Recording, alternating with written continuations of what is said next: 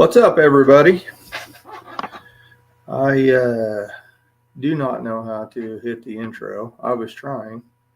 Apparently, I'm not smart enough to use it, so we're not going to have an intro today. But I do have a guest in the back room.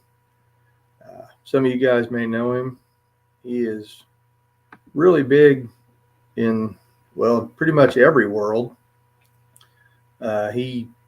He has done a lot with Pontiacs. I can't believe a lot of guys don't know him.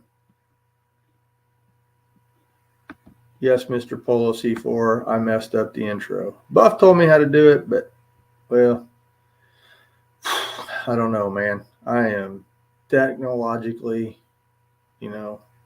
broken. So, anyway, without further ado, maybe.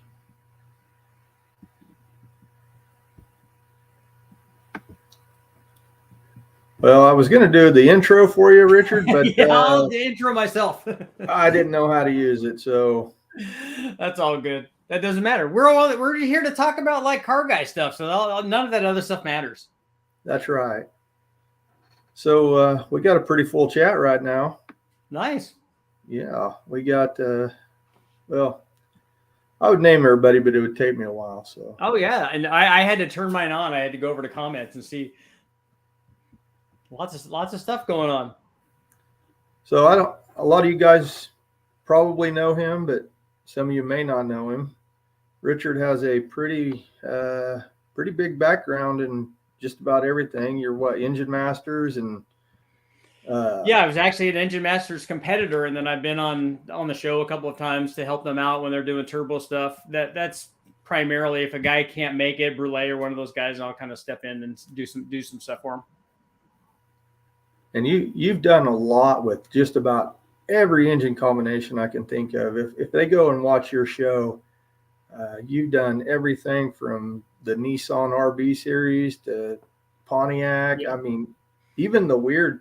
You're building like a little Dodge Omni right now or something. Yeah, I've got an Omni GLHS, and I've also set land speed records in a Chevy Sprint Turbo, so a little 1 liter 3-cylinder. So. For me, every engine just needs to make more power, so I like all of them. Yeah. So, like, say a guy has a Pontiac 400 in his car or something. Yep. What's normally your go-to on the first upgrade you would do? Would be cam intake, headers? Yeah, I think the go-to thing for each engine family, because I deal with so many of them. Like I've written 10 books and they're all on different engine families and stuff, and obviously thousands of magazine articles and stuff. And so like with an LS, you would pick a camshaft because that's the only thing that it's missing. But on some of these engine families, like a small block Ford, it's missing a lot of stuff. and the Pontiac is kind of the same way. The Pontiac has a really good dual plane intake manifold because I've done a few tests now on the Pontiac stuff. And the factory, cast iron quadrajet manifold is really good. And so I would look at a camshaft first. And then after the camshaft, I might look at doing some stuff to the cylinder head, either upgrade to a different factory head that has a smaller chamber or something, or do a little bit of porting on that. Yeah. So, and then like, say a guy wants a turbo, his stock motor. Yeah. You can. Generally, what do you say? You can run about 4 pounds on a stock motor with a good tune and not. I actually think, and I used to think exactly that too, that, we got to keep the boost down low because something's going to get hurt. But after doing the silly stuff that we've done, because I've done, where we've made 1,500 horsepower with a stock bottom end on the LS. So it was a cast crank, powdered metal rods, cast pistons, just ring gap. The motors, because I've done it 3 or 4 times now, the motors that we did it on are all motors that had 200,000 or 300,000 miles on them. We reused all the rings and all that stuff. So after doing that to all of these cast piston motors and making 1,500 plus horsepower with them, there's a lot more power that you can do on a stock Pontiac, on a stock Chevrolet, on a stock Ford or Dodge. It doesn't matter. Like 7 pounds would be nothing on these motors as long as all of the things are right. You got to have ring gap on them, and the tune's got to be right. And I always recommend intercoolers. And man, if you could run E85 in them, it's even better. Yeah, I feel like E85 was like God's gift to boost or nitrous or Oh yeah, whatever. it's inexpensive and it's awesome. It's like extra charge cooling. It's high octane. It's like all of the things that you want. And I have to say, I have to admit, like way back, I was adamantly against it. I'm like, we're never going to use E85. That stuff's silly. And then after I tried it, I'm like, man, I've been so dumb for so long. I really need to jump in on this. Right.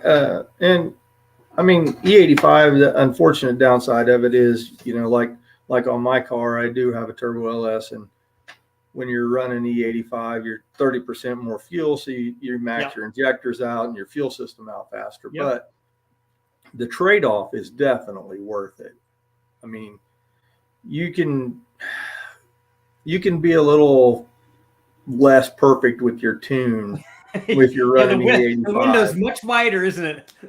Yeah, E85 kind of gives you a little bit of cushion. Yeah, it gives you some leeway, definitely. And the thing I like about E85, especially coming from, we've run before the E85 stuff, I was still doing lots of boost and everything on a variety of different motors, and we'd have to run it on race gas. So you have to pay for race gas versus paying for E85. I mean, it could be 10 times the price for race gas. It's just ridiculous, the cost and the savings. So it's just a much better deal. Yeah, and what I don't understand, because there's a lot of guys, they'll go out and they'll test the E85 with their low gauge and stuff. Yeah. I know some stock bottom end guys who never test it, and I have never ever tested E85 ever. So there's a misconception that you can't run E85 on an old motor. Really, you can. You just got to upgrade the carburetor and the fuel lines and all that stuff. Yeah, as long as it's not corrosive to the things that you're working with, then it should be fine. Yeah. You need an E85 specific carburetor, like you said, and that has the metering blocks and stuff, and the jetting and the available fuel flow for that. And that's important. But once you get over that hurdle, just having the right kind of lines and stuff and a pump that's E85 compatible, that all works good. Oh. Hello, Mr. Well, and so the other Pontiac guys know, I'm actually a Pontiac owner, in that I've done testing on stuff before. A gentleman had a 455 Pontiac, or maybe a stroker version of it, that was running at West Tech that I did my first video on. And then I was helping a young lady out. Unfortunately, her husband passed away while he was in the middle of a build of a 69 GTO. And he had built the 400 that I did a bunch of testing on. And so I ran that. But the motor that came out of that GTO is a 350 Pontiac with a 4-barrel on it. So I'm going to be doing a bunch of testing on that. And so if anybody has any ideas of stuff that they would like to see for testing on the 350, I'm going to be doing a bunch of stuff with that. But I also have the trophy 4-cylinder, which is kind of a weird esoteric Pontiac. Well, after that, was it the Blueprint 4-cylinder engine with the LS head? There's a lot of interest in 4-cylinders now. Exactly. And weird stuff, like, because I think International Harvester made something similar to the trophy 4-cylinder as well. They made a 4-cylinder that was kind of half of one of their V8s. And I'm excited about doing that. It's the machine shop's all done on it. We've bored it out. So we've put a 400 piston in it. If I'm right, I think that's what we ended up using. So we put a 400 piston in it, and we put new rods in it. So we should be able to run boost on it now. And I've got a bunch of V8 intake manifolds, carbureted and fuel injected, that we're just going to cap off the other side and run those on the 4-cylinder. And then we're going to run boost in that. So we'll do all kinds of dumb stuff. So when you first think about putting boost on something, what's the first thing you look at? Do you look at, well, how healthy is the motor? Should I? Yeah. Whenever I run a turbo motor, 99% of the time I run the motor first NA, just to make sure that it's hitting on all 8 holes, has oil pressure. is making the kind of power that we expect out of whatever combination it is, and that there aren't any problems. Because if you just put the motor on and put the turbo stuff on and put the intercooler and do all that, you might be chasing a problem that's not related to it being turbocharged. You're just chasing a problem. And Right. so, yeah, we make sure that we're starting with something good. We run it, put a carburetor or fuel injection or whatever on a distributor, do the timing, do the fuel, make sure it's running right. And then we add boost, and then we add boost safely. We don't have very much timing in it. We have good fuel. We have, we have the right, we usually start out rich and with low timing, and then bring those two closer together where it's kind of optimized power. Yeah. Yeah. See, and I know I've seen guys do that before, and they just throw an engine in the car and throw the turbo on, especially in the LS world, because everybody's got it's a junkyard motor. Well, I still take stuff apart and look, at least pull the heads off of everything before. I like running them on the dyno, because even if I don't take them apart, if I put them up on the dyno and run them and it has oil pressure and it doesn't leak and all the cylinders there and it's working, like I wouldn't want to take a motor and put it in a car without knowing that the motor is a workable thing. That's a lot of work to put it in the car, right. Hook up all the exhaust and the water and everything and get it running and start tuning it and go, oh, well, we're trying to tune a motor that has 2 bad cylinders in it. So that's not any good. Well, I remember back in the day stuff in a small block and something, and just having the headers done, not even tightening the torque converter bolts or putting torque converter bolts on it, starting it. Yep, runs good. It's not smoking. Let's go. Yeah, and anymore you see all these YouTube videos of guys doing stand starts, and we've done that with the Dodge 2.2. I actually had it hooked to the bell housing and bolted the bell housing to the engine stand, and then we put the starter in and instead of running the factory ECU ish from Westech, we hooked up an LS HP Performance harness and stuff to it. And what I did was I drilled a hole in the distributor. What's up, man? Drilled a hole in the distributor, put an LS cam sensor in it, and we used that in the 2.2 distributor and started it up on the stand just to see that it was working and it was running. So, Two Hacks, they have a question on Pontiac 400, best way to make power from 4,000 to 7,000. Because generally Pontiac engines, you don't want to spin them above 5,800 to 6,000. Usually. Yeah, so why do you think that RPM level is the limitation? Why specifically on a Pontiac? Well, that's just the way I've always heard. And that could have something to do with, because usually I know heads, if you run out of flow on your head, you'd run out of camshaft, you're going to quit. And that may be a lot to do with it, but. Yeah. Well, and I think that from a limitation standpoint, if you don't have head flow, that's obviously going to hurt it. But that's the first thing I would do, is make sure I'd have enough cylinder head, make sure you have enough camshaft, and then you, on a Pontiac or any kind of this old school motor, you'd put a single plane intake manifold on it, you put enough cam timing in it, give it enough head flow, and then it will certainly make power up there. The thing that I like about the Pontiac is the valve angle on it, and also the fact that it has a good sized bore. So you can get heads that flow really well. You got a good relationship there. It shouldn't have any trouble at all making power up there.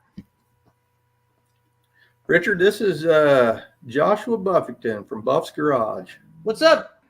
Everybody calls me Buff. I want to apologize for being late, but somebody thought they needed me more than you.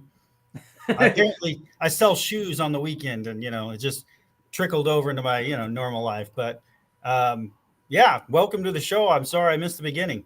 Thanks. Yeah, it's good to be here, man. I'm excited. Wow. Everybody's telling on Ray. You missed. Yeah, I screwed up the intro. I screwed up Richard's intro. I just, I was afraid of crashing the whole show, so I'm like, what? Let's just redo it and we'll start over. Ray is only 50% of the show, and so I take responsibility. I missed my part, but Richard, we'll always have you back anytime, because I heard you talking about people throwing in engines without really testing anything first. Yeah, I felt my ears burning at that point. I thought, well, I better jump in before it gets any worse, because I'm the one guy who will throw something together and not test it until the day I'm supposed to use it. Yeah, because you want to get it in your race car the day that you're supposed to be racing it. That's like perfect, right? Oh, yeah. I mean, I'm telling you, I actually was, 2 days late, Ray, when I finally got the car rolling around the pits. But I was proud of it. I took a car out of the woods and built it in 90 days. But I'm That's telling awesome. you, a lot of failures were bound to happen with an engine that wasn't known, a transmission that sat under the bench for 10 years. So, anywho, yeah, and our buddy Jay, Irish Outlaw Garage, he pulled his ambulance out of the woods and Like you would. like you would, and untested it and Yeah. brought it to the event. So, yeah, we're just glad to have you, and hopefully you Oh, can that's teach us cool. how to do it right. I don't know about that. I'm also the guy that when we were doing World Challenge road racing, as I was driving, we were taking turns driving because we had to get from Southern California to I think Mosport up in Canada. While we were driving, my buddy Bernie was back in the trailer working on the car in the trailer while we're driving. So we've I all think been that's there. normal. Yeah, I think it's normal. That's fine. Yeah, yeah. If you've done any racing, that's par for the course. Yeah, Chad knows what he's talking about. Square body stuff. He shows up. Engine was tested. It ran fine. The drive shaft, not so much. Yeah. He found There's always one or two things that are going to be not so much. Well, you're going to have a weak link, and there's only one way to find it. Yeah. That's true. Yeah. You have to push it. And as you keep strengthening the other things get relatively weaker, right? You're gonna find the spot. So I'm looking forward to that this year. That I just think of the weak spot that you found as telling you that you've done your job on the other things. That's You've right. made them better. Yeah. That's right. So now that guy needs to like get with the program. Yep. So throwing a turbo LS in front of a AR5 speed and power shifting it at 7,000, I found the weak link. Yep. Yeah. You can find that in short order probably. Oh, he did. What, second or third gear? I forget. Well, I think second gear broke, but it took out third. But they're in my oil drain pan right now. Those gears are. Yeah, you got to keep those. I remember having conversations with the guys because I really have a road racing background more than a drag racing background. So we were road racing T5 Mustangs, 5-liter Mustangs with T5s in them, and we were doing it with supercharged motors and stuff. And I never had problems with them, and we shifted thousands of times during races. But I remember having conversations with guys that were drag racing. They're like, yeah, have you ever snapped your shifter off and punched the stereo or punched the center console? I'm like, no, I can honestly say I probably have never done that. I've never shifted hard enough where I've broken the shifter off the transmission. They're like, oh, yeah, guys do it all the time. I'm like, yeah, road racers are not doing that. It's pretty cool, though. Yeah. Well, anybody who's driven a T5 knows they also have a weak link, and that's the synchronizers and usually second gear. I had a 5.0 Mustang back in the day. I can tell you I got really good at changing that second gear synchronizer because I broke it a lot. Yep. They will. All right. So Roland, he won this year's No Name Nationals from Torque Racing Production. He asked, Richard, are you going to the No Name Nationals? I've never even been to any of them. So I don't. Is it some sort of drag race challenge or something? I'm not that familiar with it. The best way to describe it is a family reunion where a drag race breaks out. Oh, so it is a YouTube car content creator event. So you got to have a YouTube account. You have to have at least 500 subs. And that includes everyone from the guy announcing, which is Ron Ward, all the way to the vendors and the sponsors. Everybody has to have at least 500 subs. And of course, if you want to race, you need to have at least 500 subs. Then it's also a drag race. So you have bracket racing, a small tire race, you have grudge racing, and a Australian style burnout contest. So it's a little bit of everything, and it's September 21st through 23rd this year in Sikeston, Missouri. That sounds like something I need to go to. That sounds like I need to put something together for, right? Yeah, Finnegan said he picked up a vet, and he doesn't know if it'll be done by then, but he wants to put it together as a small tire car and maybe show up if it doesn't conflict with his schedule. Yeah. So even bigger channels are more than happy to be invited. We've seen everybody from 30,000 to 50,000 subs all the way to the guys who just broke 500 the day they showed up. So it's open to everyone. I had a couple of guys, or one guy, at least two of them that were doing the same channel, come onto my channel during the live chat and try to get other people to go subscribe so that he could make it to this race. So I'm like, dude, we definitely, everybody here, go over and get on his channel and do the subs so this guy can go race because I want this to happen. So that's what the guy was talking about. That's awesome. Yep, it's a great event. Last year was the first year for it. It's just something different that it's not a duct tape drags. It's not a power tour. Yeah. It's not what everybody already knows. It's a content creator event that, oh, by the way, there's a drag race attached to it. And it's a But real cool drag race. but we should bring something unique to it then, right? Absolutely. A Dodge Omni. Yeah. I'm just Yeah, going to tell you. That would be good. The Omni would be fun there. It's not going to, since it's all stock, it's not going to be very fast. But we could put something together that's a lot more than that. I want to build the ultimate Pontiac Aztec that nobody will make fun of. There, that's a Ray tall knows, order. Ray knows what I'm thinking. Bring the engine back into the compartment. Yeah. Basically body over chassis kind of thing. And no, van stuff is really cool. I love if you're familiar with the old Renault Espace Formula One van or any of those things were amazing. Yep. And I like the guys that run there are guys that drag race the Caravans and the Voyagers with the turbo 2.2s and 2.5s in them. That's like super cool stuff. Yeah, we had a big Dodge van that actually made it to the finale of the bracket racing because he was very consistent with that van. That's what you need, man. You need something that runs a number every time. Oh yeah, and that's what he did. I've seen stock BMW win the bracket, and that's why bracket races irritate the crap out of me. Because you can take a stock new car. Yeah. Like I could go out there in my wife's new Kia and probably win it if I could stay consistent. If you could take a like a Renault Neon or something and run 17.0 on the number every time, you'd win a bracket race. Yeah, no doubt. For sure. Are we missing any comments? I'm just looking through. Sorry if I missed any. I think we're going to have to ban this guy. Cousin Mike. I think he doesn't know what show he's on. Oh, he's a good dude. He's got himself a nice T-Bird. So what year T-Bird is it? What year is that one? I don't remember. It's a pretty one. So we have two guys we have Jeff from Two Hacks Garage in here. He has what year is his T-Bird? 68? It's the ugly one. It's got a 521 cubic inch big block Ford. I mean, he put lipstick on it, but it's still an ugly car. He just made it really awesome. My buddy Mark Sanchez loves those later T-Birds like that. I think his is a 68, 69, 70 something. He's got 3 or 4 of them. He likes 429s in them, but they're big enough to where if you had a giant motor in it, it'd be even better. Oh yeah. Oh yeah. Something about, I mean, we all know that, the new stuff, like you can take a new Coyote or, any of the new cars. Oh yeah.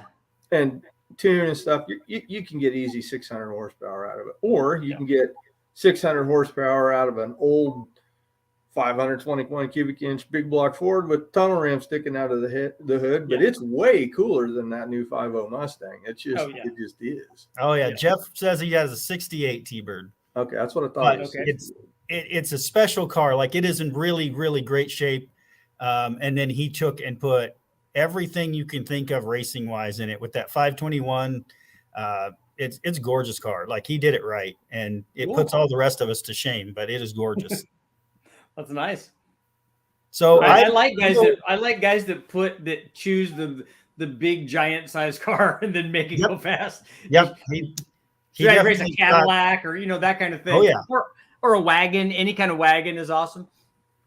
So we have a guy with a question. He wants to know how much work would need to be put in the 6X heads for a 461 kit and a 400. 450 horsepower wouldn't take very much from those heads because I'm pretty sure that you could get them to flow.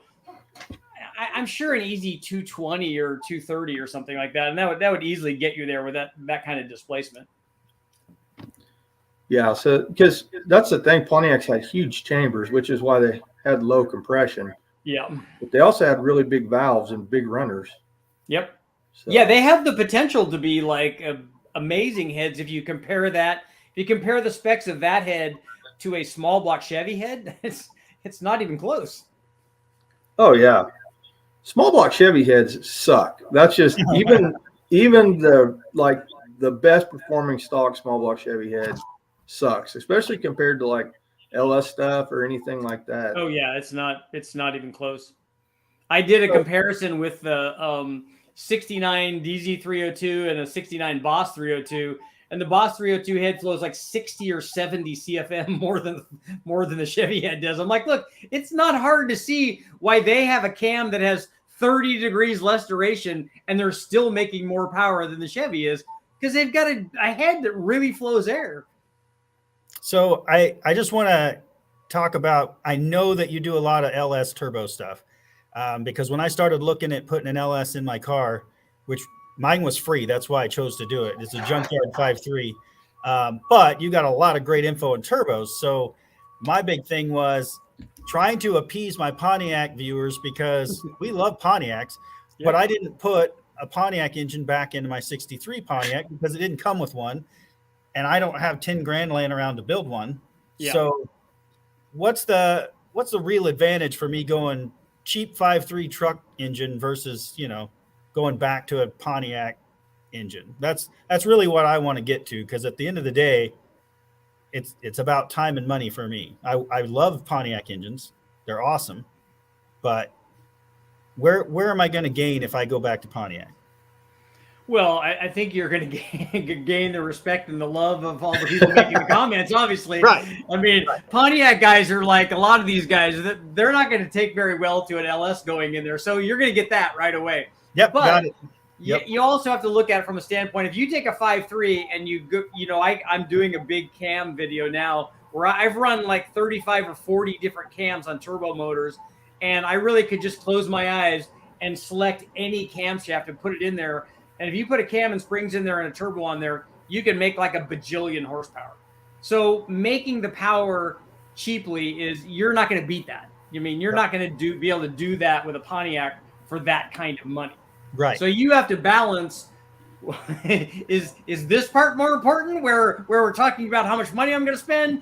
Or is it more important that like these Pontiac guys are like going to respect me and like me still because I've got a Pontiac under the hood? And right. I love both sides of that. Yep. But ultimately you got to choose one of those. Well, mine was truly by coincidence. Like I went and searched for a car. I just happened to find the one that was, I guess, that needed the least amount of work, and it actually was still a ton of work. But, you know, sitting under a tree for 40 years, I pulled this Pontiac out. I could have also grabbed a Volvo that was sitting there. I could have grabbed an Impala. There was just so many options, and I went with the Pontiac because I liked her line. She's a good-looking car. Yeah, but they've always been really good about that. Right, and I just happened to have a 2005 Suburban sitting in my side yard that didn't have a title, couldn't be driven on the road. So I just yanked the engine out, put a TH350 behind it, and went full send. And, you know, at first, everybody loved it. And now there's a small group of Pontiac lovers who say they love the fact that I saved the car, but I've ruined it by putting an LS in it. And I went, I spent $0 doing this. I had to have the ECU reprogrammed or opened up. But other than that, that was it. Would they be okay if you put like valve covers on them that said Pontiac or Ram Air 4? You know, you got to throw a bone or something, right? Ray even painted his LS Pontiac blue, and they still give him crap. But whatever you got to do, man. His car is sick. Like it's ridiculous. But just make it Ram Air 5.3. There you go. We've got it. We know it. Then it's a win-win, right? Yeah. So John Wilburn has a Mopar question on our Pontiac Power Hour. He wants to know, what do you think we can get from a set of Mopar Factory 360J heads? The J heads, yep. I'm going to put more into them than is prudent. So you're going all in on making them work, right? Visor should be filling. Well, if David's in, who's porting them? Are you porting them? Is David porting them? Or are you guys working together? Because it sounds like you got guys that know what they're doing. So there's plenty of power to be had there. I just don't know what the limit is. I don't know what the push rod pinch is and that kind of stuff, because I don't have a lot of experience with I've only run a couple of Magnums and a couple of LA 360s, but you got the right guys working on it, certainly. We have a guy, a no-name guy, Patrick from Mostly Old Parts and Rust. He has a little Dodge. Is it a Demon or Dart? Oh, I like those. Yeah. It's He gorgeous. has a turbo on a 5.9 Magnum, Yep. and that car, it's pretty fast. It's real impressive, and he's basically doing like the LS type thing. He's, I don't know what controller he's got, but he's throwing boost at a stock 5.9. I think you throw a cam in it. And the car's fast. It works. So, I'm getting ready to run. I have a, and in fact, I bought it because of Uncle Tony when I was on the thing with him, and I told him I was going to be getting this Magnum, and I've been doing lots of stuff with it. So we're doing cams in it. I've already done some of the kegger mods on it and stuff, and as soon as I put the ring gap in it, we're going to be running boost on it. So we'll be doing some stuff with turbo on one of those too. And it should work like everything else. Whatever you're starting with NA, whether it's a Pontiac or Ford or Chevy or whatever it is, you're starting with something NA and then you add boost and it just kind of multiplies what's there. Okay, I was wrong. It's a 5.2 Magnum. I'm getting 318. Yeah, that works too. It's just a smaller version. The Dick Landy Duster is what it's. Oh, a Dick Landy Duster, nice. Yeah, it's a really nice car actually, and it's quiet too. He's got full exhaust on it, so this thing's like, making power going down the track, kicking That's ass. that's the cool thing about turbos is I remember the first time I saw a Grand National go down the track, and it probably was like a low 11 car. And you have all these cars that like we were talking about with tunnel rams and open headers and giant cams and then blah blah blah blah blah blah blah blah blah. And they and then they take off, and this Grand National just pulls up and goes. Psh. I'm like, is that time slip right? Yep. It made no noise and just motored. That's how my car is. It's turbo LS deal. It's got a 5.3, got Tick Stage 2 turbo cam, 78, 75 VS turbo. Car runs 10s all day long, and it's quiet. Yep. Oh yeah, that's the thing. You can run full exhaust on that, and that's nice. All right, so turbo question. I've got a 6.0 LQ9. I have an Escalade. Okay. It spun a cam bearing, so I'm having that dealt with. But when I put it back together, I'm putting it in a rather unique project, which is a 3rd gen Trans Am that I'm making all-wheel drive. But with that, I'm trying to decide, do I do 1 turbo or 2? And I'm kind of, symmetry for me, the OCD says I got to have 2, but reality is 1 big turbo, or what should I do with that? Well, normally the choice for singles or twins has more to do with packaging than anything else. And then like you're talking about symmetry too, right. You want 2 of them. But it's usually a packaging thing because you can do exactly the same thing with 2 turbos that are both make 500 or 1 turbo that makes 1,000. They'll do the same thing. Right. So however you want that to look and however you want it to package is going to kind of be the thing.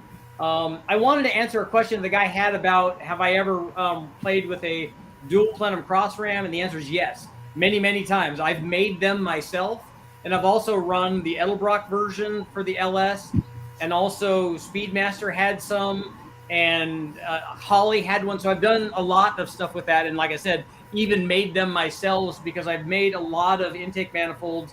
Whenever I make them adjustable, so I can just insert tubes and stack the lengths, change the runner length, so we can change where they make what RPM they make power at and all stuff. I love doing that because it's so easy to do once you make it like that. Wow. So you basically have the best job out there. You get to.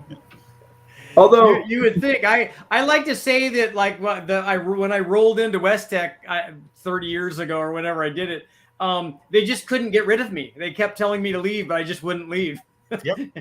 and so I wore them down. No, I said, no, I'll sleep on the floor, which I have many times in the shop. I'll stay here overnight. I'll clean, I'll sweep, I'll whatever. And they're just like, oh, well, okay, here's the keys. Just lock up when you're done. So it was just me wearing them down, I think, more than anything.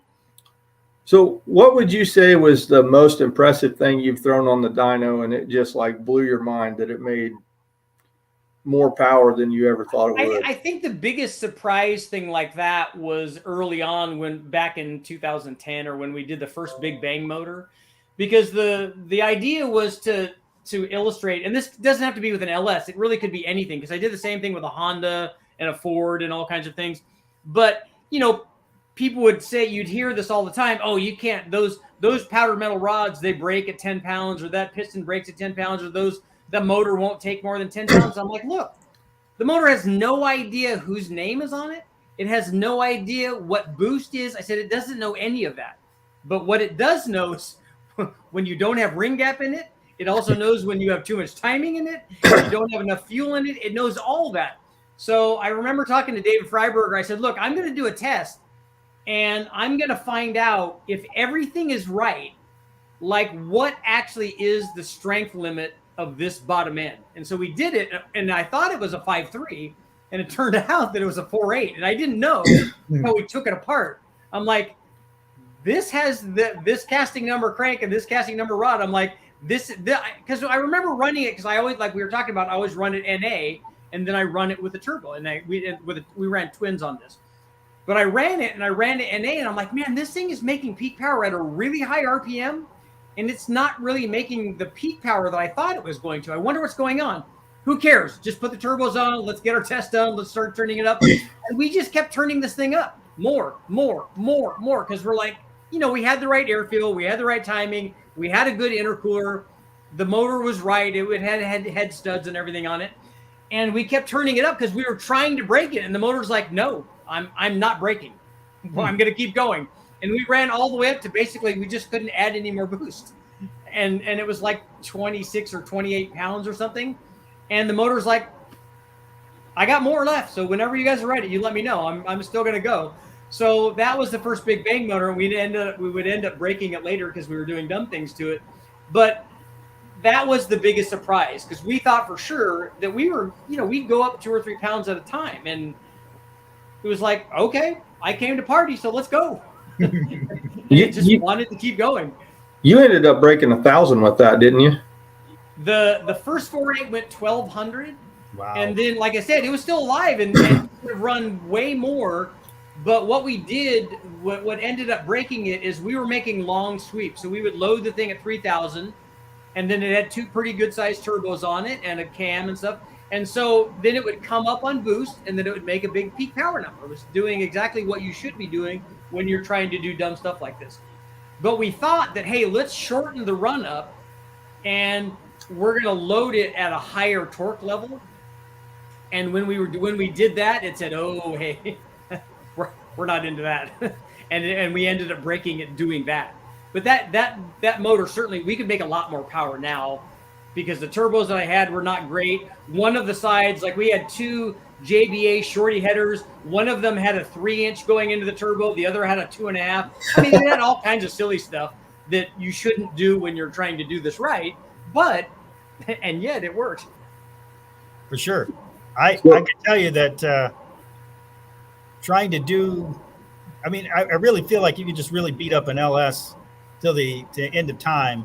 And so, again, I'm not hating on the Pontiac engine, love them to death, but I can throw another junkyard 5.3 in my car a lot faster than I can rebuild a Pontiac engine. But I still love them. They're Pontiac. Literally a few $100s at wrecking yards. So right. I go to wrecking yards all the time. It's like my favorite place in the world, but very rarely do I ever see a Pontiac motor there. So that's my question, and I don't know if it got answered because I was off, selling shoes. But what is your favorite Pontiac engine? Because I know I saw the 455. Yeah, and that wasn't mine. That was just a customer's at Westlake. Right. I've never run those. But I don't think I know enough about Pontiacs or haven't tested them enough to have a favorite one. And whenever anybody asks me what my favorite motor is, I always tell them it's the next one that I'm going to put on the dyno. True. So whatever that is. Right. Like now, I'm really excited about the Trophy 4-cylinder right now.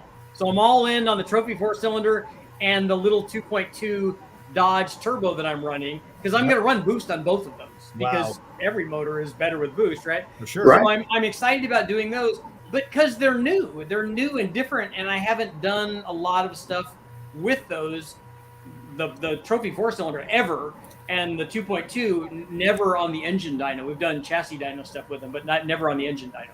Right. So, have you ever done anything with the Iron Duke 4-cylinder?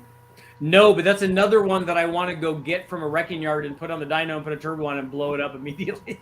Well, when the government shuts down all of these, mail trucks, The mail truck, switches yeah. to the new version, we're going to have 2.5s everywhere. Yeah. So And I want to do figures that, 'cause out. I have always wanted to run one of those. The other one that I want to do is the Olds Quad 4. Mhm. And I found an Olds 442 Quad 4 car in the wrecking yard, but they wouldn't let me buy it. Oh, wow. This thing was mint. I'm like, man, I haven't seen one of these in forever, because that's a fairly rare car. You just don't see those. Right. And I wanted this car really bad. They said, no, we cannot sell you the car. We can sell you the car one part at a time. Right. But I'm like, yeah, I That's got to the whole disassemble the no whole thing and title put it back thing. together. I'm like, no, I don't want to do that. So back in the roundy round days, I think it's the quarter midgets, they ran a quad 4 in it. Yeah. And some of those was making 300, 340 horsepower in A. Yeah, if you did lots of porting, big cams, run them on alcohol, have side drafts, that kind of stuff, you can make lots of power with them. Oh, look at that. Steven found him a 68 Tempest. They're all worth saving. I mean, I know these guys have seen my car, and basically from the rear fenders back, the trunk, the gas tank, even part of the frame, it was all gone from rust. The rest was good. It only has 46,000 miles on it, but it sat for 40 years. So they're all worth saving. You just got to be willing to put the time in. Is the sheet metal available for those? Are they restamping that stuff? So I got a floor, but it doesn't fit very good for the trunk floor. And grinders and welders, there's something available. Yeah. What I'm finding is if you got a guy with the original car that, let's say, it's been parted out or is otherwise being scrapped, that's the best place to get it, because especially mine at 63 Grand Prix is a very unique car in the Pontiac world, and there are guys that are just hoarding those parts in those cars just for guys like me, because I have the original windshield still in it, the original everything is still in it, except for the engine, transmission, that kind of stuff. But all the parts that came with the car were original to the car. And I've got people that have original windshields. I just have to find the time to go drive to Michigan or wherever it is to go get them. Yeah. And the guys that are hoarding those parts are also just watching the value go up. Yep. Because as the availability goes down, they're like, I just made a good investment here. Yep. And that's what I kind of did, is everything that was salvageable on mine, I did keep and put aside, because if I will never nut and bolt restore this car. And if I do AC, I'm going to go vintage air, that kind of stuff. So it seemed to me like, well, I'll save all this stuff that somebody might actually want someday. And if they need it, I'll try to help them out. But so, Richard, I don't know if Ray explained, but we also do trivia at the last part of our show. It's the last 15 minutes. No, I didn't explain that either. Oh, come on, Ray. Are we doing movie trivia? No, but we did that one last week. We did Pontiac movie trivia. How about UFO or conspiracy theories? That's it. Oh. I've done some of that stuff on my channel. It really got out of hand pretty quickly. We have a few guys in our chat who would tear that up. Yep. Oh yeah. But I had no idea. I just came on one because I just decide right at the end of what I'm going to talk about, and I'm like, you know what? I'm going to put up a thing of a UFO and let's talk about UFOs. And man, it just like spiraled out of hand. And we try to steer everybody back on track, and so that's why I'm kind of mentioning it now, because I'm going to hit the button and then we'll come right back with trivia. Yeah, no problem.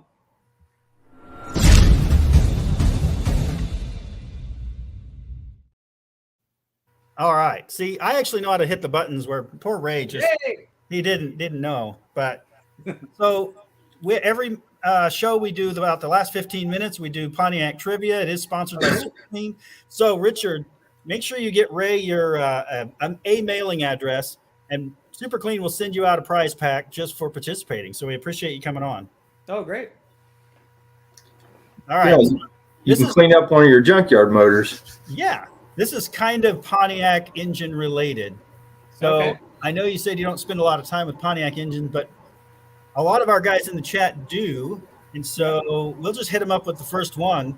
So I'm going to ask you guys, what is the first year of the Pontiac V8? Is it 1928, 1932, 1945, or 1952? I know I have a 57 Pontiac. I have a 347, so I know it's not that. Okay.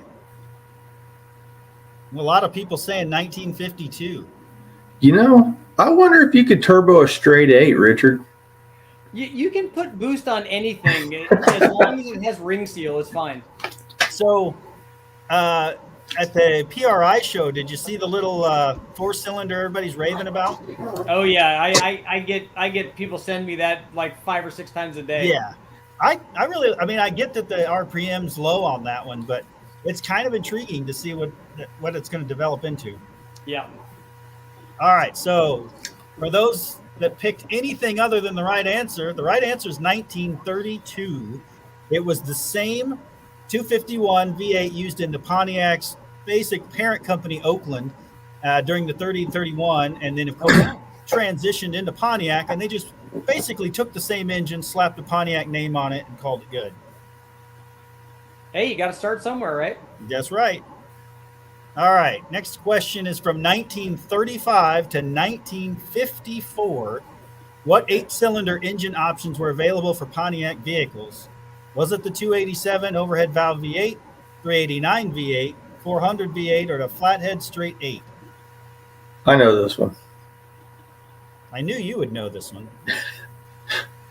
I just researched this, man. Because this was our topic. And then Richard says, hey, I'll be on your show. We're like, cool. Never mind. Yeah. We'll save that topic. There you go. Oh, wow. All over the place. So A and D. Oh, yeah. We got a lot for flathead. Who picked E? Is E all of the above? We do have a guy that does post E quite often. But we have folks from all over, honestly, the world. We've got Canada, U.S., occasionally we get a gentleman from Mexico. We've got one from New Zealand that comes in here. So That's great. Yeah, we've got folks from everywhere that pop in. We do love our audience. That's the neat thing about the live feeds is getting guys. We get guys from the Middle East and in Australia, New Zealand, all that stuff. It's really cool. I'm just going to tell you, those Middle East guys like to party. Oh yeah, they do some crazy crap. All right, those that driving on don't two know, wheels and changing the tires. That's awesome stuff. the correct answer is flathead straight 8. They just got stuck in this. We're going to only do straight 8s until later, and there's a whole lot of history behind it, which we will be talking about in another episode of Pontiac Power Hour. And next question. So what was the engine used in all Pontiacs in 1960? Not what's in your 1960, but what was the engine that was available and put in all Pontiacs in 1960?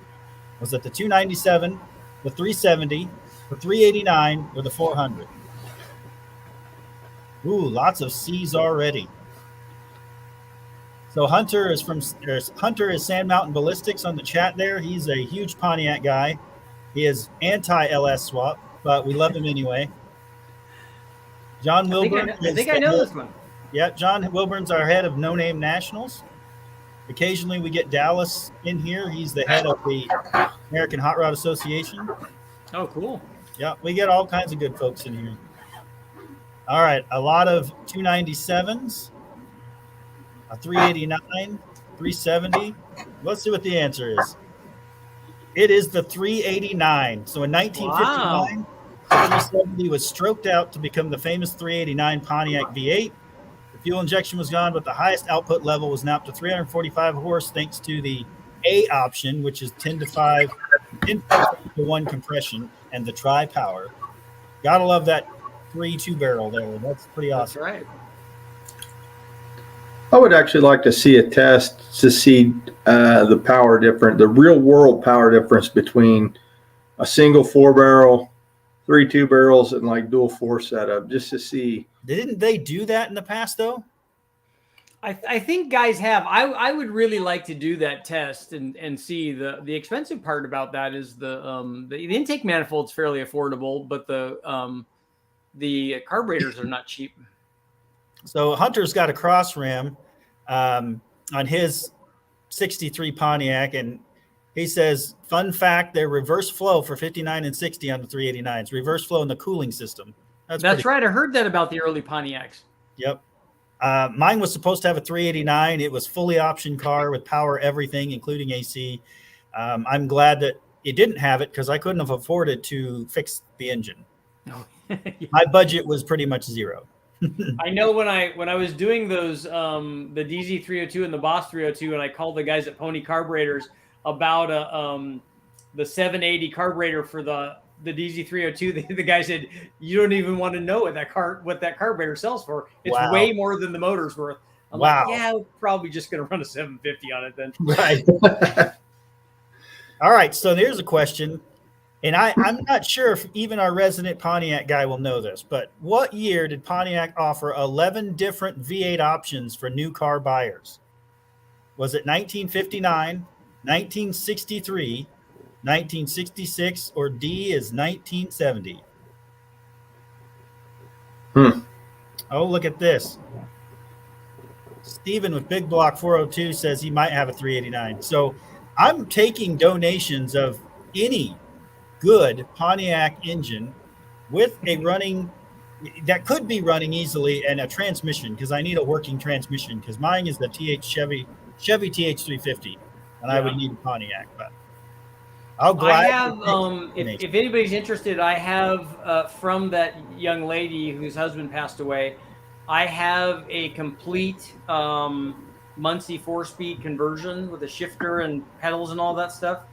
And also a bunch of 69 GTO noses and body panels and bumpers and all that stuff. And she just wants to sell it. And I told her, look, I'm not a Pontiac expert, but I can see about if there's somebody out there that would want some of this stuff. So if anybody's out there, please get in contact with these guys, or I'll give you an email address. Okay, great. So guys, you heard it from Richard. If you know somebody looking for these GTO parts, any of this stuff, get a hold of Ray, or Richard can throw out an email. Either way, he's got somebody asked about the 4-speed. The 4-speed was going in this 69 GTO. Okay. So we want to get this out to the right home. So don't let it get wasted or scrapped. Yeah. No, I mean it's the right kind of thing. For sure. Okay, so we have a guy, actually one of our no-name national guys, and he's been on our show. He actually is building a GTO. I will relay information for you. There you go. Yeah, I can send them photos of all the stuff. Like I said, because I'm not a Pontiac expert, and I don't want to just put this stuff on Craigslist or whatever. Cool. All right. So the answer was C, 1966, where they made 11 different Pontiac V8 engine options. And I'm not going to read all of that, but that was every option of engine that you could have put in your car. And the whole idea was you can get the engine with this carburetor or this one and make this much horsepower. But 1966 gave you the most options, and that's right before they kind of shut it all down. Yeah, one of the motors I want to build is an HO 350. So I want to turn the 350 I have into the HO version. Nice. Because I kind of want to see how that compares to, because I also ran a 365 horse and a 375 horse 327 and a 70 and a 71 LT1 350. So I want, and a Boss 351. So I want to see how that Pontiac HO motor compares to those. Yeah, for sure. We'll be watching for that for sure. That should be good stuff. Oh, these guys are already answering it. So what year did the Pontiac 455 debut to customers? Was it 1965, 1970, 1972, or 1980? I know this one. Most everybody does, but yeah, there's a lot of 1970s in the chat here. So what car did it come in? Oh, now that's the real question. All of them, I think. It was. I wonder if it was introduced in a bunch of. I mean, I know at least one, but I don't know about the others though. Yeah, I believe it was made available to pretty much all the cars in the fleet. Okay. All right, we got a lot of answers saying 1970. Yeah, Danny Boyd says all the goats in full size. Okay. Yeah, they didn't like. And did they have it in the Trans Am in 70? Yes. Okay. The answer is, look at that guy. Yeah, look at that. 70. So see, you could get not even my motor. You can get the board and stroke version of the Pontiac big block V8 455 engine. Yeah. You know, it wasn't one of the highest performing options, but had huge amounts of torque, and it Oh truly yeah, does. that from like behind the wheel, you definitely like that stuff. Yep. So once again, I want to say thanks Super Clean for sponsoring our Pontiac Power Hour trivia. And Thumbs up, Super Clean. Yep. And thank you guys for participating in the chat. We always love to see your answers. Yes, I know, Danny Boyd. It says big block, but we know that it's not. It So, is a Jeff, block. Of engine. all of the things that I get ribbed about, that's it. If I say big block or small block in a Pontiac group, it just it's trigger. They're very particular about what you can Yes. and can't say. I've learned that, and I've got 3 Pontiacs now, and I still get things wrong. So, yeah. So Jeff wanted to know where'd you get your 1.805 compression height pistons from? Actually, it's an interesting story. The first time I tested it, I made them all with 6-inch rods, so we didn't have to have that compression height. And then I had people complain that the 6-inch rod was going to change the power output, so I put 5.7 rods and new pistons in all 3 of those motors: the 302, the 327, and the 350, to demonstrate to the then editor of Super Chevy magazine that it wasn't going to make any difference. That was Jim Campasano, who I love, who I did a bunch of stuff with at Muscle Mustangs and Fast Forwards. And we got all of those. And by the way, the rod ratio changed nothing. We went from a 6-inch rod to a 5.7 rod, and the power curves just overlaid exactly. But the pistons, I think, were done by, it was either Probe or Ross, because they were kind of together maybe back then. And I don't know if Probe is even still in business anymore. But they made forged versions of the duplicates of the TRW stuff that I think that they used back then. Oh, here's a good one. Can you turbo a Mopar 440 with an analog system running points ignition?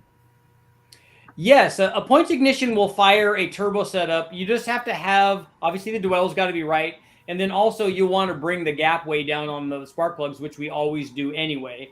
So I think that the points ignition will have enough power to do that. Yes, it's but not for high boost stuff. Right. Because I mean, you could pretty much turbo anything.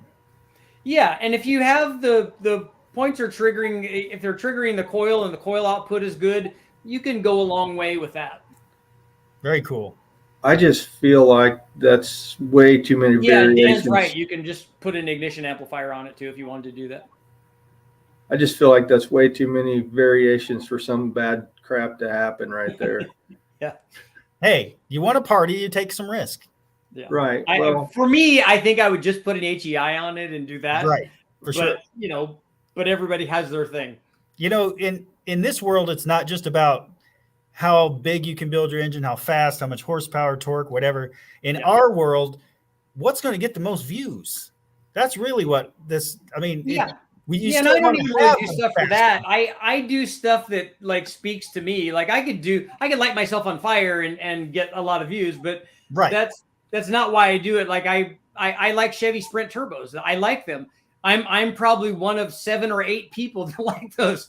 So but I still like it. So I do stuff on that, and like the Dodge Omni, and that's a small group of people, and that's why I like jumping around and doing these tests with all these different kinds of groups, especially the people that don't get the love like an LS guy does. Right. Because there's 15 million channels or whatever that are catered to LS stuff, but there's 2 for a Chevy Sprint turbo guy. So I want to provide that kind of information, and like I said, I do the things that I like that speak to me, and I think that everybody should do that. Absolutely, I agree with that 100%. Isn't the Chevy Sprint basically a Suzuki Swift? Yes, or it's a Geo Metro basically, or a Firefly if you happen to be up in Canada. Yep. So I was at a car show over the summer, and there was one there, and I actually posted a video of it on my YouTube channel, and everybody's like, "Oh, that's cool. What is it?" I'm like, "Well, they didn't make very many of them, but I actually went to school with the guy who had one as one of the teachers." And And for the time, it was fairly advanced. It had a turbo, it had an air-to-air intercooler, it had the little duct in front of it. It had sequential injection, it had a vacuum advanced boost retard distributor. So it had a lot of cool stuff. And we went 119 in the standing mile with that car, and we're going to take it out to Bonneville. And while we were having a cage put in at my friend's shop, it got stolen and crushed at like a wrecking yard. There was a whole like theft ring going on that the detectives found out. It was a whole deal. Nice. All right. So you got a question here. Have you done much with the ZF6 transmissions? And if so, have you found any faults or limits to them? I haven't. I don't think I've ever used one other than what would have been in a factory application. Okay. Well, we have met our 1 hour. Sorry, I'm a little late, but we made it work, and we appreciate having you on, Richard. That's all good. Thanks for having me, man. I'm always in on talking to car guys. All right. Well, we would definitely like to have you back again. We'll have Ray kind of work that out and see if we can't get you back another day, because I have a lot more questions. I know Ray's got some, and I know our chat we didn't get to every single one. So well, you guys could always go. I'm going to go on my live feed now. So if you have more questions and you want to ask questions, go there. Guys. But after I do the trophy 4-cylinder, we can come back on and I can talk about some of the stuff that we did with that. Okay, so guys, you catch that. He's going to be doing his live on his channel. It's posted and pinned it's posted at the top of the chat. So head over there and check him out. But with that, we're going to say good night tonight, but we will catch you guys next week. Thanks everybody.